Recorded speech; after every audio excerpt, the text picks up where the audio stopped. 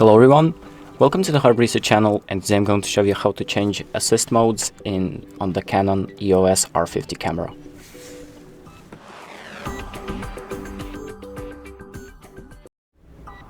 So the first thing that we're going to do is click on the menu button to open up our menu, and then we're going to go to this camera section and subsection number 1, and then we're going to select assist. And here you can change different assist modes. For example, creative assist, that will automatically configure stuff for you.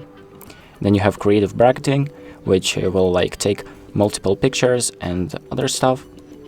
And then you have this advanced option, which allows you to is basically creative assist but more advanced. And you can select any one of those. And then once you're done, you can just exit out and it'll save automatically. And that's about it. Thank you for watching. I hope this video helps. Make sure to like and subscribe.